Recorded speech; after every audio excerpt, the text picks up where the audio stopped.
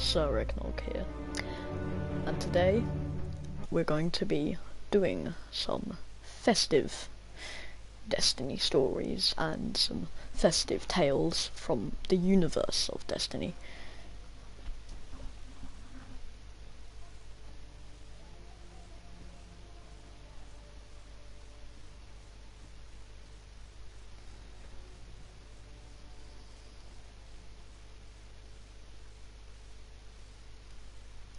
So, today we're going to be looking at a select few stories, and just for half an hour to 45 minutes, we're going to be doing this few stories. So, I hope you're all going to enjoy this, because I think I will. And everyone from far and wide is welcome to watch. Just asking, can everyone hear me okay? Can everyone hear me okay? I might be a little bit quiet, but that's completely intended, that I'm going to be a little bit quiet. I got this yesterday, just saying. I thought that was quite nice. Equip some of these, just because I think that's yeah.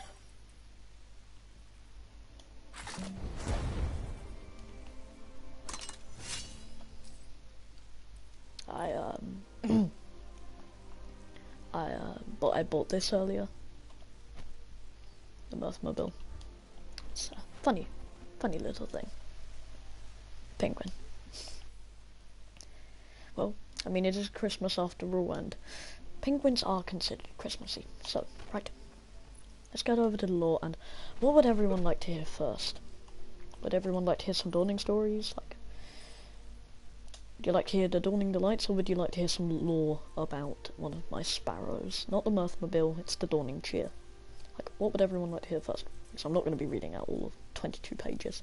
I'm just going to be reading out a select few.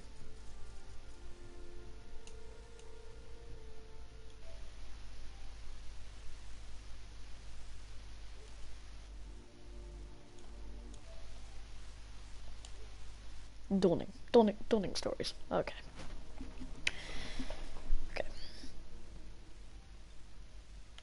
Let's just have a quick look at these.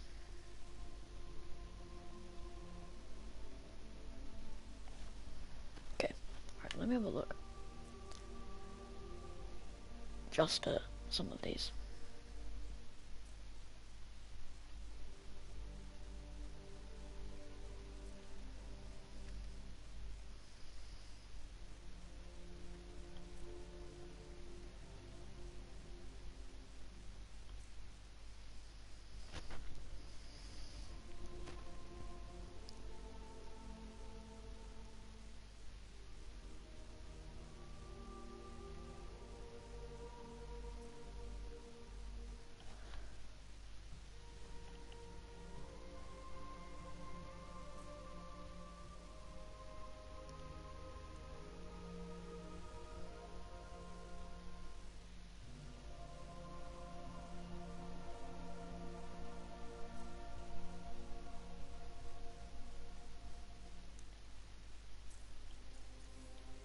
Okay.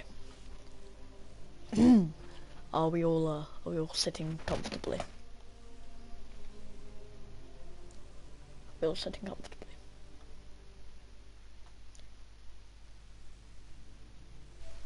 There, at home, we're all sitting comfortably. Need some confirmation from you. Well, you're all sitting comfortably? That's good. Okay, let's begin. Say it with a dawning gift. It's not only my customers who keep me running about. People are always coming to me for advice. Sometimes it's this shader or that, and does this mark look okay on me? Sometimes it's, should I hold a dawning party? Why should I go to their dawning party? But sometimes the questions are even more complicated. I was stealing a moment of quiet one afternoon to organise all the jumbled rolls of wrapping paper, when I heard a resonant voice calling to me. How I jumped. It was a certain well-known titan, not Zavala, but I will not tell you who. Eva does not tattle about sensitive matters. He was carrying a formidable piece of weaponry, a complicated curve of many metal parts, with a thick string connection for ends. Connecting, again, sorry. It's a compound bow, he explained, following my stare. For shooting arrows. I raised my eyebrows in puzzlement. On that weapon, he had placed a large poof of red velvet ribbon, a bow on a bow. I could tell from the tilt of his helmet and his taut grip on the weapon that something was amiss. I sighed. Saw this a few times every dawning. I suspected he was smitten, and this would not be a short conversation. All Miss Dawning's greeting to you too, Dorito. That is not his actual name. Naturally, it is a made-up name. Eva Levante. They say you should give a dawning gift when you have a special friend, he boomed, trying to whisper. Who is they? I laughed. He ignored me. I bought my friend this bow. Is it a good gift? It all depends on your friend. What are they like? What are they like? Can you describe them? She likes to fight. She is regal. She's very... The Titan paused. Is a recurve bow more romantic than a compound bow? He managed to whisper this time. Ah, I nodded knowingly. I wouldn't know the difference between those weapons, but I understood his problem. But maybe a book would be better? Again, depends which book you choose. I read Ikora's On Circles, revised edition, and it was very good. That is a terrible dawning gift. Might I suggest literature? Dorito tapped the horn on the side of his helmet to reflect. I did destroy a book of hers once. Should I replace it? Maybe you should not remind her of a bad thing happening. He didn't reply to this, so I went on. Perhaps this bow is already the right dawning gift for your friend. Do you think she would use it? Definitely. Well then, I smiled. You have your answer. Happy dawning to you and your friend both. And to you, Eva. Hope your dawning is one to remember. Then the Titan thanked me, hefted the bow, and strode off.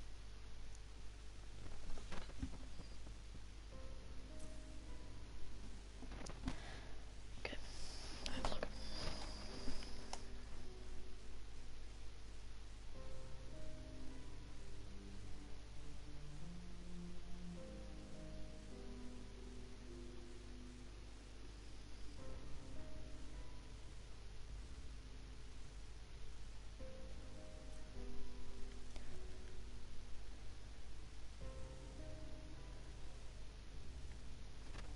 Okay, right. Have you ever met someone who immediately rubbed you the wrong way? They can appear very friendly, but it's always a particular type of friendly. The different varieties can be hard to recognize when you're young, but with time you'll see them all. The rarest form is genuine kindness, though there is also fair weather friendly. I want something friendly, and look how friendly I am friendly.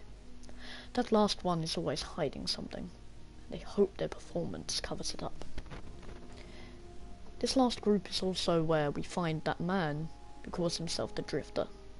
I do not like to speak ill of others, but him I do not trust. I don't really know what he does out beyond that gate, and I'm not sure I want to know. I've spoken to him only a couple of times. He always seemed like he's in a rush.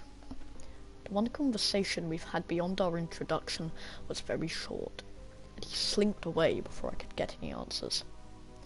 It was right before the start of the Dawning Festival. I was getting my decorations set up as he walked up to my booth and asked, "Well, what's all this? Surely you know of the Dawning," I said, not in a rude way, but in a friendly way. "I know you're a snake," friendly. Oh, of course, he said. I guess I'd forgotten it was getting to be that season. Time just goes right by, doesn't it, sister? Right on by. He looked up at the decorations for a long time, hands on his hips, and nodding approvingly. It certainly can, I said. Actually, I wanted to ask. You know, he said, I don't know that I've been anywhere that actually celebrated the dawning. Why don't you tell me a thing or two? I may not be centuries old, my friend, but I am no naive child either. Old Eva knows a lie when she hears it. I spent a bit of time telling him about our festival anyway, explaining our traditions and the meanings behind them. He nodded along, seemingly very attentive, so I tried to bring the conversation back to him. So, Drifter, where are you? Well, best be on my way, he said, pretending not to hear me as he backed up. Taken up enough of your time. Who knows how much any of us has left? As he walked off, he tossed back. Like the decor, good colours, then disappeared around a corner. I've heard other people talk about this strange man. They mostly say the same things, very friendly, if a little mysterious. On the other hand, I've also heard some things I won't repeat. They're far too gruesome to be true, and I won't facilitate spreading false rumours. I'm sure his eating habits are no different from yours or mine. Suffice to say, something is off about him. I'd recommend keeping an eye on him.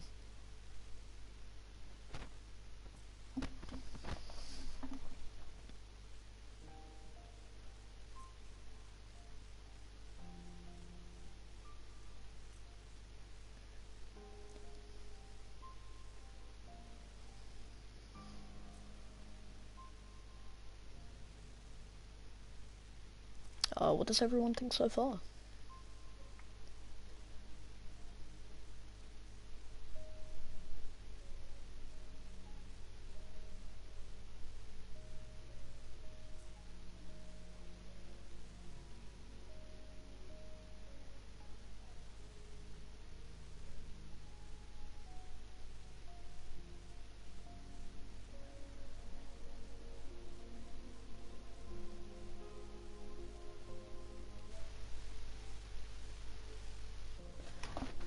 Keep on reading. A very nice young man. One of my favourite spots in the tower is a secluded little bench that overlooks the city. I watch the ships coming in, and the birds, and the clouds. I get so busy that it helps to step away for a little while and remind myself what's outside. The other day I was sitting on the bench when a very tall Titan stepped up beside me, his hands folded in front of him. "Excuse me, ma'am," he said. "Would you, mind if I sit here?" I smiled, and shifted over to make room. "Please," I said. He sat. His shoulders were so broad that I had to shift over a little more. He had a bag of birdseed with him. I watched as he spread a little of it on the ground. The pigeons came quickly. In fact, I'd noticed a few more than usual the instant he sat down. I wondered to myself how often he came here, and how we'd managed to miss each other thus far. He was not an easy man to miss. The cooing of the pigeons and the far-off bustle of the city were soothing, and seeing as the gentleman seemed to have no trouble with companionable silence, I closed my eyes.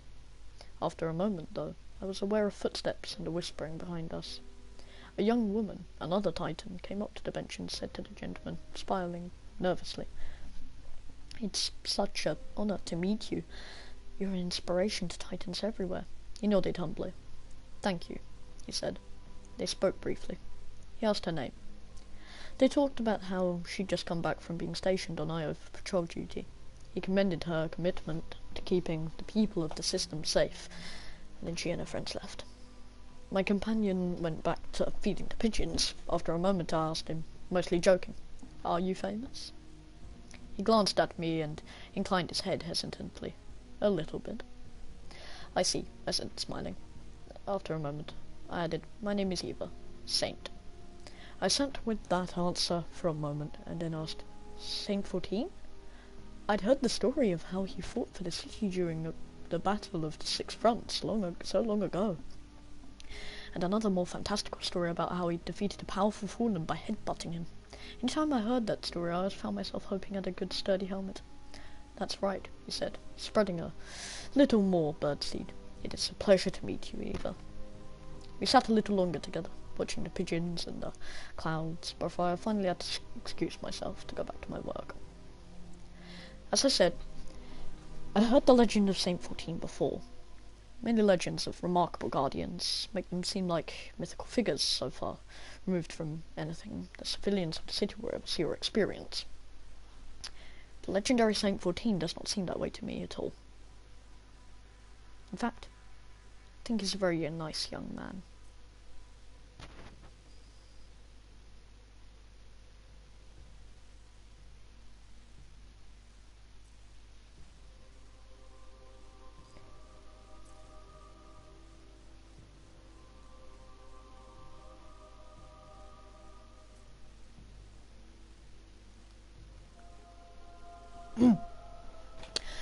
The frames in the tower have been a great help to me in bringing holiday traditions to the people of the city.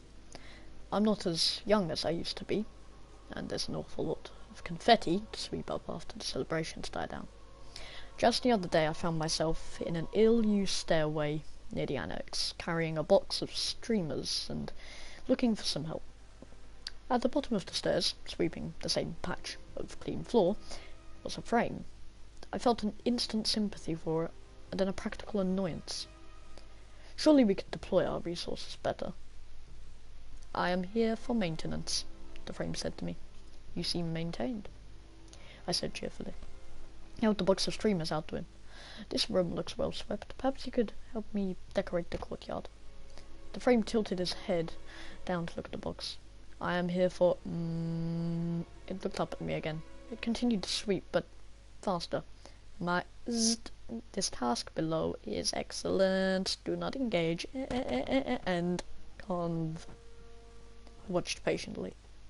"His benevolent majesty... maintenance..." It stopped sweeping. "I am here for maintenance." I humphed to myself, set down the box, and took the broom from the frame. I leaned the broom against a wall and picked up the box again. My back was already aching. I handed the box over and he pointed to the stairs. "Come along with me." With some coaxing, I managed to lure it to the courtyard. I pointed to the places where I wanted to hang the streamers. "I am here for maintenance," it said weakly. I left it to the work without much hope that it would get done to my standards. But one can't be choosy when one is on a deadline. Not surprisingly, when I returned, both the frame and the box of streamers were gone. Deciding to choose my battles, I let it go, and now I am even more grateful for the friendly, functioning frames in my employ. Okay, what's the time? Let's say 50. Give me a minute, let me just quickly go back there.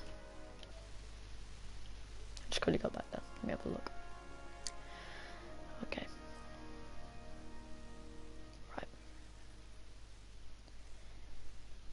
Some other, possibly, slightly Christmassy stories, maybe.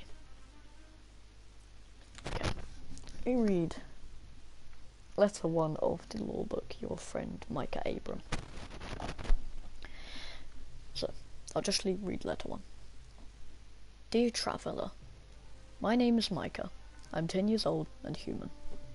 You probably knew that second part, but my papa says there were probably lots of different intelligent species where you come from, so I wanted to be specific. Where are you from, by the way? I'm from Mars, but right now, me and my dad are on our way to join my papa at a brand new colony on Europa.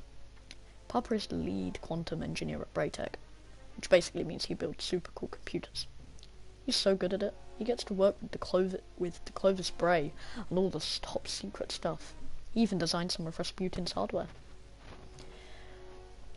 I hope he shows me what he's working on. He used to do that, back on Mars. It'll be a good learning opportunity for you, he'd say. But only if you promise not to tell anyone, and I never have.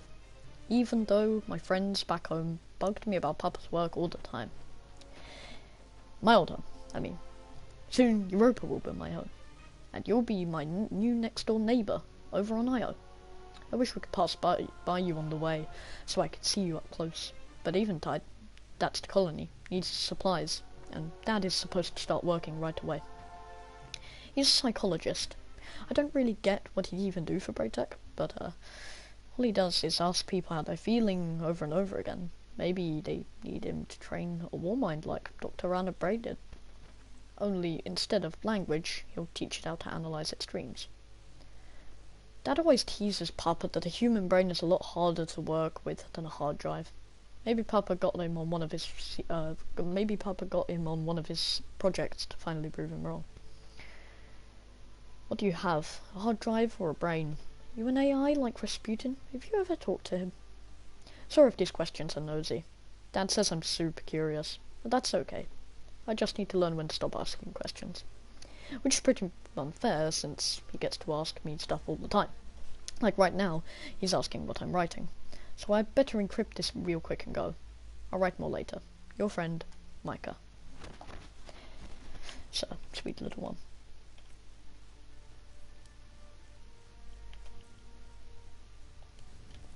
Okay. A little bit more, some dawning lore. Let's have a look. Look what is. Any dawning lore here? There is. Okay. Winter Lotus Shell, for ghosts who celebrate the many traditions of the dawning. Some give gifts and light candles. Some write fortunes and release paper lanterns etched with snowflakes and stars. Some sing songs and say prayers and tell stories passed down from the refugee roads. Tables bend under the weight of every kind of food and drink imaginable. The rich tapestry of dawning festival traditions found in the lost city has only one common thread, but it is the brightest thread of all. We are humankind, of those born in the cradle called Earth. We are the last. The nights are long, but we will survive them together. We must not let our light go out.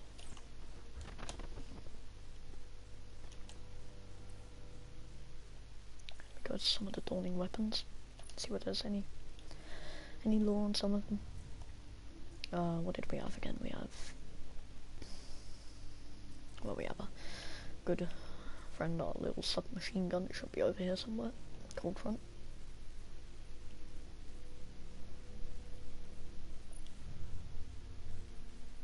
No lore for the cold front.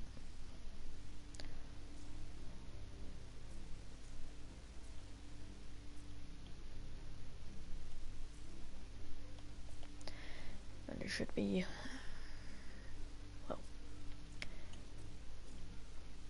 technically there should be, of course, our newer one called the Glacier Chasm. Doesn't have any lore. Okay, that's kind of upsetting. And we have our final one, the Avalanche, which also doesn't have any lore.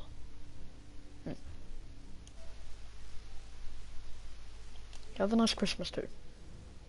Merry Dawning.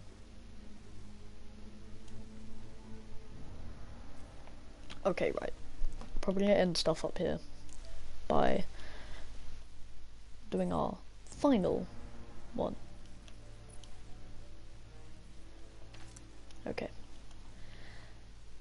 Some traditions are too good to be true. What is that? Grinning, Kazim stood back and let the kids get a better look at his sparrow. Kringle's sleigh. Who's that? Barked Runa. At 11, she was the oldest of the group. Mr. Kringle, said Kazim, who'd been reading all about pre-collapse traditions. Every dawning, Kringle visits the good children of the city. He comes at night while you're asleep and leaves presents in your house. But the door's locked because of prowlers, Thomas said. He slithers down the chimney, Kazim said. Or was it slides? How does he fit? Asked Matsuko, the youngest. Well, Kazim hesitated. He's magic. So he's a guardian, Runa said. No, he's not a guardian. The children exchanged looks and erupted into nervous chatter. If there's a fire in the fireplace, can you still get in? Thomas asked, alarmed. He can't get hurt by the fire. Kazim was losing steam. Listen, He's immune to fire, Rooney said gravely. Matsuko started to cry. Thomas kicked a sparrow. Hey, Kazim said. Listen, he's not real, okay? Crinkle's not real. He's made up. He moved the sparrow away. Just forget I said anything. Runa watched Kazim go. Don't worry, she told Matsuko. Lord Shax will stop Kringle. I hope this has been a relatively good little stream, but I think it's time for me to go now. So, hope you all have a Merry Christmas. I hope you all have a brilliant day tomorrow. And to all, a good